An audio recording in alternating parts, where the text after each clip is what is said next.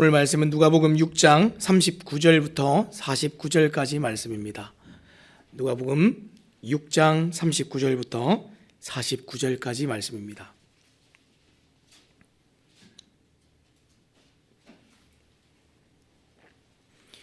다 찾으신 줄 알고 제가 봉독하도록 하겠습니다. 또 비유로 말씀하시되 맹인이 맹인을 인도할 수 있느냐? 둘이 다 구덩이에 빠지지 아니하겠느냐? 제자가 그 선생보다 높지 못하나 무릇 온전하게 된 자는 그 선생과 같으리라. 어찌하여 형제의 눈 속에 있는 티는 보고 내 눈 속에 있는 들보는 깨닫지 못하느냐? 너는 내 눈 속에 있는 들보를 보지 못하면서 어찌하여 형제에게 말하기를 형제여 나로 내 눈 속에 있는 티를 빼게 하라 할 수 있느냐? 외식하는 자여 먼저 내 눈 속에서 들보를 빼라. 그 후에야 내가 밝히 보고 형제의 눈 속에 있는 티를 빼리라. 못된 열매 맺는 좋은 나무가 없고 좋은 열매 맺는 못된 나무가 없느니라. 나무는 각각 그 열매로 아나니 가시나무에서 무화과를 또는 찔레에서 포도를 따지 못하느니라. 선한 사람은 마음에 쌓은 선에서 선을 내고 악한 자는 그 쌓은 악에서 악을 내나니 이는 마음에 가득한 것을 입으로 말함이니라. 너희는 나를 불러 주여 주여 하면서도 어찌하여 내가 말하는 것을 행하지 아니하느냐? 내게 나와 내 말을 듣고 행하는 자마다 누구와 같은 것을 너희에게 보이리라. 집을 짓되 깊이 파고 주추를 반석 위에 놓은 사람과 같으니 큰 물이 나서 탕류가 그 집에 부딪히되 잘 지었기 때문에 능히 요동하지 못하게 하였거니와 듣고 행하지 아니하는 자는 주추 없이 흙 위에 집 지은 사람과 같으니 탕류가 부딪힘에 집이 곧 무너져 파괴됨이 심하니라 하시니라. 아멘. 오늘은 우리가 당신의 신앙은 건강합니까? 라는 제목을 가지고 함께 말씀을 나누기 원합니다. 우리가 지금 누가복음을 보고 있는데요. 우리가 복음서들을 보면 네 권의 복음서가 있습니다. 우리가 잘 알듯이 마태, 마가, 누가, 요한 이 네 권의 복음서가 있는데 내용을 보면 우리가 얼핏 보면 너무 다 비슷하죠. 그런데 조금씩 차이가 있습니다. 어떤 차이가 있냐면 예수님을 우리가 이해하고 보는 데 있어서 여러 관점에서 이해할 수 있도록 도와주고 있지요.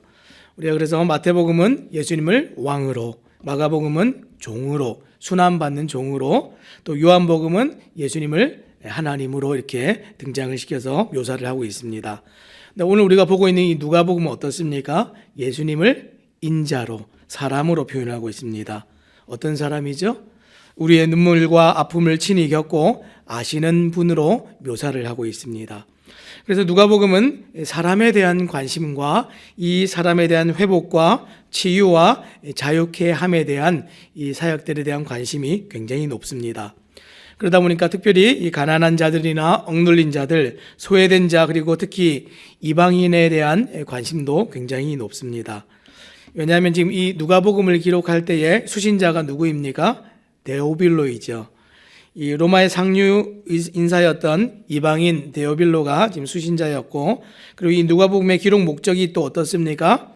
1장 4절을 말씀해 보면 데오빌로가 알고 있는 바를 더 확실하게 하려 함이라 한 것으로 보아서 1세기 당시에 그리스도인들의 이 메시지의 진실성을 입증하고 이방인 그리스도인들이 이 배운 바를 더 확실하게 하도록 하기 위해서 쓰여진 것이 우리가 보고 있는 이 누가복음입니다. 자, 그러면 이 교회를 또 믿은 이 이방인 그리스도인들을 튼튼하게 만드는 것, 이게 목적이었는데 이 교회를 왜 튼튼하게 합니까? 교회를 왜 든든하게 하면서 성경이 또 우리 주님께서 기대하시는 바가 있으시겠죠. 지금 이 당시에 로마 제국의 여러 곳에 흩어져 있었던 이 교회들, 이 믿음의 공동체들이 있었는데 이들에게 기대하는 것들은 이런 겁니다. 예수를 대신하는 자들로, 대리하는 자들로 삶의 모든 영역과 자리에서 예수의 복음과 행적을 삶으로 드러내고 전하고 나타내게 하는 것. 이것이 사실 이 누가복음이 기록되어진 목적입니다. 그래서 오늘 우리가 이 누가복음의 이러한 특징과 이 배경을 좀 생각하면서 말씀을 보면 더 좋을 것 같습니다. 오늘도 여러 곳에 흩어져 있는 교회인 우리들이 어떻게 살아야 되는가, 진짜로 건강한 모습으로 사는 것, 하나님께서 기대하는 모습으로 이 교회의 역할들을 다하는 것은 무엇인가 좀 생각해 보기를 원합니다. 우리가 지난주에 이 하나님의 말씀인 성경은 반응을 요구하는 책이다 이렇게 말씀을 나누었었죠. 기억하십니까? 다르게 표현하면 우리에게 선택을 요구하는 책이다 이렇게 얘기할 수 있을 것 같습니다. 무슨 선택이죠? 이 말씀을 믿을까 믿지 않을까 이런 선택이 있겠죠. 이것을 우리가 이제 구원이라고 얘기합니다. 또 어떤 선택이 성경에 있습니까? 믿지 않는 자들과 구별하여서 믿는 자들에게도 주신 말씀이 있는데, 구원과 다르게 알아진 만큼 열심히 반응하고 선택하면서 살아갈 것인가 하는 이런 또 선택들이 있습니다. 그렇게 선택하고 살아가면 뭐가 주어진다 그랬습니까? 상이 주어진다 그랬는데, 상도 중요한데 먼저 일어나는 변화는 이렇게 살아가면, 말씀에 순종해서 살아가면 교회가 튼튼해집니다. 교회가 아주 건강해집니다. 말씀을 듣고 행하는 순종이 있을 때 하나님의 기대하시는 일을 그때서야 과연 하게 되는 것이죠. 그리고 성경은 언제나 말씀에 대한 이 순종을 신앙의 건강성을 체크하는 지표로 삼았습니다. 뭐라고요? 하나님의 말씀에 순종하는 것을 신앙의 건강한 지표로 삼았습니다. 오늘 우리가 예수님께서 제자들에게 비유로 들려주신 말씀을 우리가 좀 볼 텐데, 신앙의 건강성을 살펴보기 원하는 그 지표들을 우리 몇 가지를 좀 살펴보겠습니다. 첫 번째는 이 맹인입니다. 맹인에 관한 비유를 예수님께서 하셨는데, 39절 말씀해 보니까 또 비유로 말씀하시되 맹인이 맹인을 인도할 수 있느냐, 둘이 다 구덩이에 빠지지 아니하겠느냐 이렇게 얘기했습니다. 지금 누구에게 주신 말씀입니까? 믿는 자에게 주신 말씀입니다. 지금 예수님께서 산에서 기도하시고 내려오셔서 지금 제자들을 불러놓으시고 하시는 말씀이에요. 믿지 않는 자에게 주신 말씀이 아니라 믿는 자가 어떻게 살아야 되는가, 교회가 어떻게 건강해야 되는가. 첫 번째 뭐라고 하셨습니까? 맹인이 되지 말아야 된다 그랬습니다. 사랑하는 여러분, 세상의 유일한 대안과 소망이 무엇입니까? 교회이죠. 교회. 세상의 유일한 소망은 교회입니다. 정말 그렇게 생각하십니까? 요즘 분위기를 봐서는 잘 모르겠습니다. 요즘 직장에 가서 아무도 서로 내가 교회 다닌다, 오늘 예배에 다녀왔다 이런 얘기 못한다 그래요. 지금 분위기가 굉장히 험악하죠. 세상에 많은 사람들이, 심지어는 교회인, 성도인 어떤 사람들조차도, 우리들조차도 교회가 과연 세상의 대안이고 소망일 수 있을까, 이런 의문을 품게 되는 사람들이 요즘 많이 늘어났습니다. 우리 주님, 교회인 우리에게 말씀하시기를 뭐라고 하셨습니까? 너희는 세상의 빛이다 이렇게 말씀하셨습니다. 우리 주님, 교회인 우리에게 말씀하시기를 세상의 빛이다 하셨는데, 나를 죄 중에서 부르실 때에 어떻게 부르셨습니까? 세상의 빛으로 부르셨다 이렇게 말씀하셨습니다. 다 같이 함께 보지 못하는 자로 그저 세상에 남겨두시지 않으시고 눈을 열어서, 우리의 지각을 열어서 진리를 보는 자로 우리를 그렇게 부르셨습니다. 여러분, 그 시각장애인들이라 그러죠. 요즘은 그 시각장애인들, 그 무리들 속에 눈을 떠서 보는 사람이 한 명 섞여 있다, 한번 생각해 보시기 바랍니다. 어떨 것 같습니까? 눈을 열어서 정말 모든 것을 볼 수 있는 사람이 있다 그럴 때에 그 사람은 정말 그들 중에서 초인이고 그의 능력은 초능력입니다. 그런데 성경은 우리가 볼 수 있는 정도가 아니라 빛이다 이렇게 얘기했습니다. 빛이라는 얘기가 무슨 얘기입니까? 나만 보는 게 아니라 볼 수 없는 사람들까지 보게 만들게 된다. 그것이 빛이 하는 역할이죠. 요한일서 1장 5절 말씀해 보니까 우리가 그에게서 듣고 너희에게 전하는 소식은 이것이니 곧 하나님은 빛이시라 그에게는 어둠이 조금도 없으시다 하는 것이니라. 하나님이 빛이신데 왜 예수님은 우리에게 우리가 세상의 빛이다 이렇게 말씀을 하셨을까요? 그 밑에 나오는 이제 요한일서 1장 7절 말씀해 보니까 그가 빛 가운데 계신 것 같이 우리도 빛 가운데 행하면 우리가 서로 사귐이 있고 이렇게 얘기했습니다. 우리가 어떻게 빛이 됩니까? 예수님과 사귀는 순간에, 사귐이 있는 동안에 우리가 빛으로서 빛의 역할들을 감당하게 되는 거죠. 누구 때문에요? 예수님 때문에. 빛이신 하나님 눈앞에 살아가면 빛 대신 하나님과 사귐이 일어난다 그랬습니다. 그 사귐으로 말미암아서 날마다 우리가 그분의 빛 대심을 어떻게 됩니까? 닮아지는 것이죠. 오늘 성경이 우리에게, 교회에게 기대하는 것은 어떤 것입니까? 예수를 닮은 자로서, 예수를 대리하는 자로서 세상에서 그 일들을, 역할들을 감당하기를 바라서 제자들을 불러서 말씀을 전하시고 오늘 이 비유들을 들려주고 계신 것입니다. 이 비유의 핵심이 무엇입니까? 말씀을 듣고 행하는 자입니다. 말씀을 듣고 행하는 자라야 다 보는 자가 된다 그랬습니다. 근데 반대로 얘기하면 무엇입니까? 말씀을 듣고 행하지 않는 사람은 보지 못하는 자들과 같다. 그것이 성경이 오늘 핵심적으로 얘기하고 싶은 바들이죠. 그러면 우리 주님과 사귐이 어떻게 해서 일어날 수 있습니까? 시편 119편 105절 말씀해 보니까 주의 말씀은 내 발의 등이요 내 길에 빛이니이다 이렇게 얘기했습니다. 말씀이 우리에게 등불이 되고 빛이 됩니다. 말씀을 가까이 하는 것이 사귐이 되고 그 말씀을 열어서 우리가 말씀을 대할 때 우리 구주를 인격적으로 만나고 날마다 사귀는 그 사귐이 일어난다. 성경이 우리에게 그렇게 가르쳐주고 있습니다. 사랑하는 여러분, 우리가 하루를 살고 이 하루들이 모여서 우리 일생을 살아가는데 이 하루를 살면서 보고 듣는 모든 것, 이것이 우리의 영성이 됩니다. 하루 동안에 얼마나 많은 시간을 들여서 무엇을 보고 무엇을 듣고 살아가십니까? 오늘 성경이 계속해서 우리에게 우리의 시간을 늘려가기를 원하는 영역이 어떤 것이죠? 우리 주님과 사귐이 일어나기를 바란다. 그 주님과 사귐으로 말미암아서 닮아지기를 바란다. 세상이 보지 못하는 것들을 예수로 말미암아서 보게 되기를 바란다. 우리에게 요구하는 것들이 그런 것이죠. 왜 그렇습니까?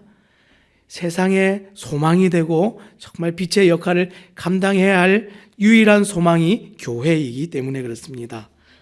많은 시간을 보고 듣는 것, 우리를 가르치는 것 무엇입니까? 그렇게 보고 들은 것이 우리의 생각과 선택을 결정짓기 때문에 성경은 이것을 굉장히 중요하게 우리에게 가르쳐주고 있습니다. 성경은 우리가 날마다 말씀으로 예수를 보고 날마다 예수를 닮아서 살아가기를 원할 때에 우리의 생각이, 삶의 선택이 그분의 모습과 성품, 열매를 모두 닮아지기를 원합니다. 이게 뭐죠? 이게 성화이죠. 예수를 닮은 예수의 그 분량까지 자라가기를 우리에게 요구하는 것. 40절 말씀해 보니까 제자가 그 선생보다 높지 못하나 무릇 온전하게 된 자는 그 선생과 같으리라 이렇게 얘기했습니다. 여러분, 선생이 무엇이죠? 자기가 가지고 있는 것을 그대로 전수하는 것, 이게 선생입니다. 그 영어를 가르치는 사람은 자기가 할 수 있는 영어의 능력치만큼 학생을 가르쳐서 자기와 똑같은 수준의 영어를 할 수 있도록 가르치면 진짜 좋은 선생이죠. 내가 피아노를 굉장히 잘 치면 내가 하는 만큼 내 수준 이상을 뛰어넘어서까지는 못 가르치잖아요. 나만큼 가르쳐 놓으면 진짜 좋은 선생입니다. 그게 진짜 교육이죠. 여러분, 교육이 무엇이죠? 이게 교육인데 나랑 똑같은 사람을 옆에다 한 명 더 만들어 놓는 것, 이게 교육입니다. 교회는 꼭 예수 닮은 이 땅에 예수를 대신하는 자들로서 부름받은 자들인데 선생이 더 뛰어나지만 그 분량이 자라서 선생 대신 그분의 수준으로까지 자라기를 요구하는 것, 이것이 성경이 모든 믿는 자 교회에게 주시는 요구입니다. 왜요? 맹인이 되지 않도록, 세상과 같지 않도록. 그런데 그런 우리가 세상과 동일하게 볼 수 없는 자들이라면 얼마나 절망적이겠습니까? 유일한 소망이고 유일한 대안인데 우리가 보지 못하면 얼마나 절망적이겠습니까? 그러면 오늘 우리가 내가 볼 수 없다는 사실을 어떻게 점검할 수 있습니까? 41절 말씀해 보니까 41절 42절입니다. 어찌하여 형제의 눈 속에 있는 티는 보고 내 눈 속에 있는 들보는 깨닫지 못하느냐? 너는 내 눈 속에 있는 들보를 보지 못하면서 어찌하여 형제에게 말하기를 형제여 나로 내 눈 속에 있는 티를 빼게 하라 할 수 있느냐? 외식하는 자여 먼저 내 눈 속에 있는 들보를 빼라. 그 후에야 내가 밝히 보고 형제의 눈 속에 있는 티를 빼리라. 아멘. 우리가 자꾸만 다른 사람의 허물과 잘못만 보이고 비판과 불평만 하게 된다. 그것을 보게 되면 우리가 내가 지금 볼 수 없는 사람이구나 점검할 수가 있습니다. 진짜 보는 사람은 뭘 볼 수 있죠? 내 눈 속에 뭔가 문제가 있구나, 티가 있구나 하는 것을, 들보가 있구나 하는 것을 보게 된다는 거예요. 근데 우리가 우리를 점검할 때에 내가 볼 수 없는 맹인 같은 수준에 지금 머물러 있구나 어떻게 안다고요? 자꾸만 다른 사람만 보여요. 다른 사람의 허물만 보이고 연약함만 보여요. 이게 첫 번째 점검할 수 있는 체크리스트입니다. 사랑하는 여러분, 어떻게 해야 우리가 다른 사람들을 도와줄 수 있습니까? 밝히 보고 맹인이 안 돼야 세상에서 우리가 역할들을 감당하고 볼 수 있겠죠. 내 속에 동일한 것, 허물된 것, 연약함이 있는데 우리는 그것을 먼저 보지 못하죠. 우리가 정말 신앙생활하면서 제일 유념하고 조심해야 될 것은 신앙생활하면서 뭔가 좀 이상하다 하는 이런 것들을 빨리 감지할 수가 있어야 됩니다. 우리가 아무 생각 없이 살면 이게 좀 이상하다라는 생각을 한 번도 해본 적이 없어요. 자꾸만 내가 살아가는데 다른 사람 것만 자꾸 보인다. 이게 정상이 아닙니다. 나도 보여야 되는데 자꾸만 다른 사람 잘못하는 것만 보여요. 무슨 얘기예요? 뭐 어떤 문제가 생기면 다른 사람이 문제라서 문제이고 환경이 문제라서 문제이지 나는 아무런 문제가 없다. 이런 일은 있을 수가 없습니다. 우리도 다 똑같은 허물과 연약함이 있는데 다른 사람만 보인다. 이것이 정말 건강하지 않다는 증거가 될 수 있습니다. 자, 두 번째는 어떤 것입니까? 자, 두 번째는 첫 번째가 예수님이 우리에게 주신 이 비유는 맹인의 비유였다면 두 번째는 열매에 관한 비유입니다. 이상하게 생각해야 될 게 또 한 가지가 더 있는데 열매가 안 나타나요. 열매가 안 나타나는 것이 아니라 이상하게 맺혀요. 그러면 우리가 반드시 이상하게 여겨야 됩니다. 나는 예수를 믿는데 내 삶에 맺혀지는 열매들은 전혀 엉뚱한 것들이 맺힙니다. 예수를 닮은 사람이 맺혀지는 열매가 예수 닮은 성품이 나오고 삶에서 예수 닮은 성품에 대한 그 결과와 열매가 나와야 되는데 삶에서 모든 관계들이 흐트러지고 깨어지고 내 가정이 온전치 않고 내 삶의 주변에 있는 모든 것이 질서가 없고 허물어져 가고 있다면 그럴 수도 있지. 이럴 수 있는 문제가 아닙니다. 성경이 뭐라고 얘기했습니까? 오늘 말씀해 보니까 못된 열매는 좋은 나무가 없고 좋은 열매 맺는 못된 나무가 없느니라. 못된 열매 맺는 좋은 나무가 없고요. 좋은 열매 맺는 못된 나무가 없습니다. 지금 뭐가 잘못됐다고 얘기하는 겁니까? 열매가 잘못됐다는 겁니다. 결국은 이 나무를 결정짓는 것은 나무의 건강성을 결정짓는 것을 뭘 보고 안다는 겁니까? 열매를 보면 안다. 우리의 삶에 많은 열매들이 맺혀지고 살아갑니다. 그것이 좋은 것이든 나쁜 것이든 열매를 맺습니다. 말로도 열매를 맺고 행위로도 열매를 맺고 우리의 모든 행하는 일의 업적과 과업과 사람들과의 관계와 모든 것에서 열매들이 맺혀져 가는데 그 결과들이 나오는데 그 결과들이 나오는 것을 보니까 하나님께서 원래 원하시고 목적하시고 요구하셨던 것이 아니었을 때 우리는 어떻게 해야 된다고요? 이상하게 생각해야 됩니다. 이상하게. 내가 볼 수 없는 것도 이상한 것처럼 내가 예수를 믿는데 자꾸 내 삶에서 정말 건강하지 않은 것들이 생겨난다면 우리는 반드시 이상하게 생각을 해야 됩니다. 그래서 44절 말씀에도 보니까 나무는 각각 그 열매로 아나니 가시나무에서 무화과를 또는 찔레에서 포도를 따지 못하느니라. 나는 기대했던 건 이런 건데 전혀 엉뚱한 것이 나오면 지금 내 근본에 나무에 지금 건강성에 문제가 생겼다는 것을 우리는 빨리 알아야 됩니다. 이것이 지혜 있는 사람이죠. 선한 사람은 마음에 쌓은 선에서 선을 내고 악한 자는 그 쌓은 악에서 악을 내나니 이는 마음에 가득한 것을 입으로 말함이니라. 자, 45절 말씀에는 이것을 좀 밝히 들어서 뭐라고 얘기했습니까? 이 나무라고 얘기했던 것을 좀 더 설명을 해서 우리의 마음이다 이렇게 얘기했습니다. 우리가 선택하는 것을 보면 우리가 행하는 것을 보면 우리의 마음에 뭐가 있는지에 따라서 선택하게 된다 이렇게 얘기를 했습니다. 나는 절대 그런 사람이 아니에요. 아무리 말을 해도 소용이 없는 것이 내가 속에 생각하는 것이 그대로 들어가는 것이 우리의 모든 선택입니다. 나는 그런 사람이 아니에요. 그러면 그런 선택하지 말아야 됩니다. 저는 하나님 앞에서 절대로 정직하게 살아가는 사람입니다. 이랬는데 거짓말하는 선택들만 해요. 그럼 그 사람은 그냥 거짓말하는 사람입니다. 나는 절대로 정말 사람을 귀하게 여기는 사람입니다 이랬는데 사람을 전혀 귀하게 여기지 않는 선택을 한다면 그 사람은 사람의 귀함이 무엇인지 전혀 모르는 사람인 것이죠. 우리는 말로 하는 것, 내가 그저 나 혼자서 생각하는 것이 절대적인 기준이 되지 않습니다. 절대적인 기준이 무엇이라고요? 우리의 선택의 결과, 마음에 있는 것이 선택하는 것으로 나온다 그랬습니다. 이것을 볼 때에 내가 정말 건강하지 않구나 하는 것을 우리는 빨리 알아챌 필요가 있습니다.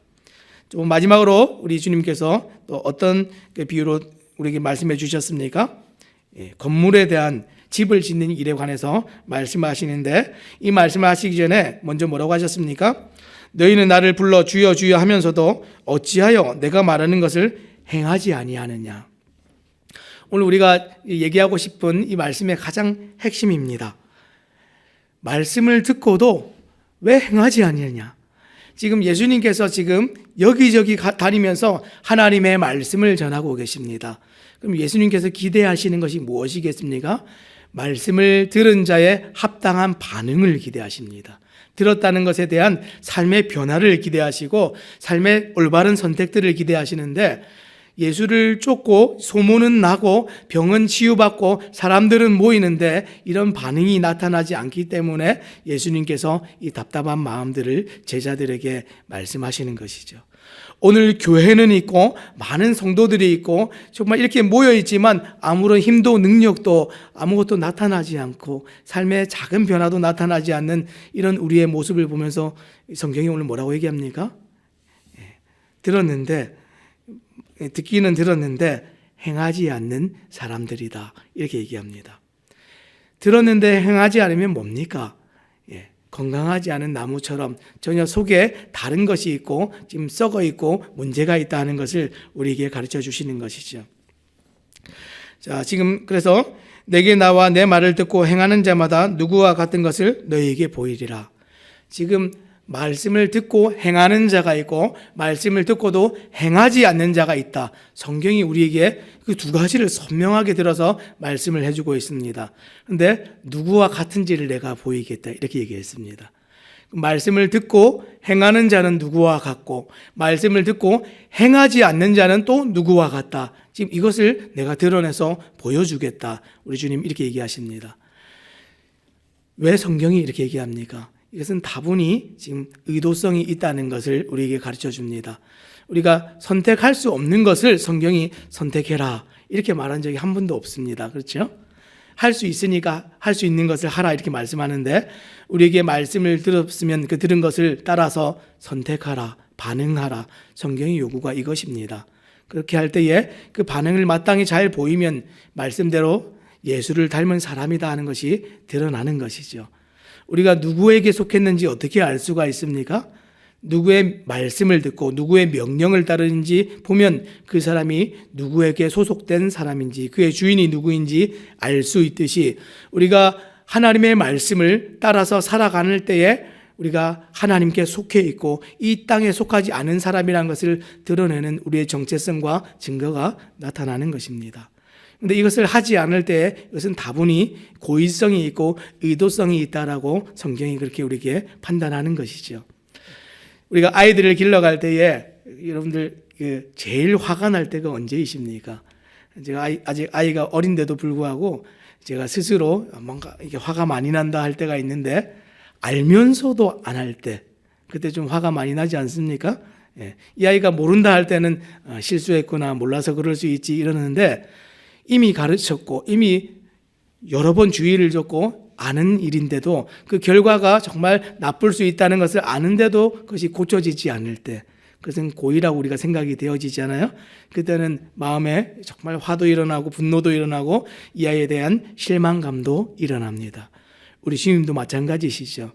모르는 것에 대해서 말씀하는 것이 아니라 알고 있는데 말씀을 들었는데 행하지 않는 것에 관해서 정말 엄하게 경고하고 있습니다. 그래서 어떻게 됩니까? 장차 이 말씀을 듣고 행하는 일에 대한 결과와 말씀을 듣지 않은 결과가 집을 짓는 것과 같이 표현을 했습니다.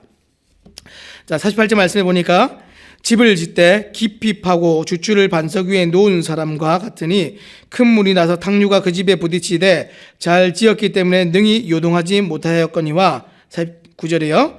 듣고 행하지 아니하는 자는 주추 없이 흙 위에 집 지은 사람과 같으니 탕류가 부딪힘에 집이 곧 무너져 파괴됨이 심하니라 하시니라.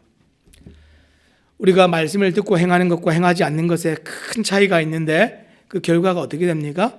든든히 씀과 무너짐이 있다 그랬습니다. 언제요?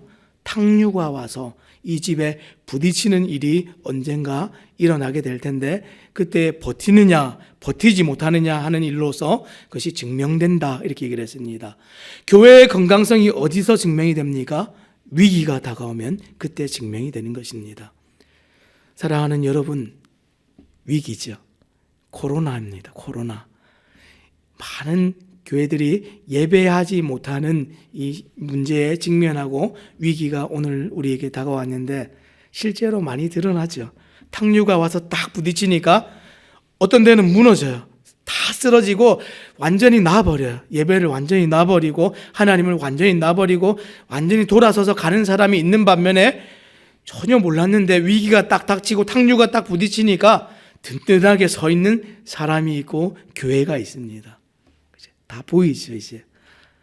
사랑하는 여러분, 이것이 어떻게 드러났습니까? 하나님의 말씀을 듣고 행하는 일이 날마다 그 사귐이 우리 속에 있을 때에 그것이 증거로서 그렇게 드러나게 되는 것이죠. 오늘 하루를 살아갈 때에 정말 오늘 이 말씀 우리가 기억하기 원합니다. 진짜 하나님께서 교회가 건강하고 튼튼해서 주의 맡은 이 복음을 또 잘 감당하기 원하는데 오늘 우리는 그렇게 살아가고 있습니까? 우리는 오늘 건강하십니까? 우리의 삶을 돌아보기 원합니다. 내가 보지 못하는 자로 다른 사람의 허물만 보고 있지는 않은지, 내 삶에 정말 이상한 열매만 맺고 있지는 않은지, 내 삶에 위기가 닥쳐올 때 나는 금방 무너지는 사람은 아닌지 한번 돌아보시기 바랍니다. 오늘 말씀을 기억하심으로 정말 우리 삶에 우리 신앙에 건강하지 못함과 문제가 드러났다면 오늘 이 말씀을 기억하시고 다시 돌아가서 이 말씀 중에 하나님과 사귀는 귀한 일들이 우리 모든 성도님들 삶 가운데 있어지기를 우리 주님의 이름으로 부탁드립니다. 기도하겠습니다.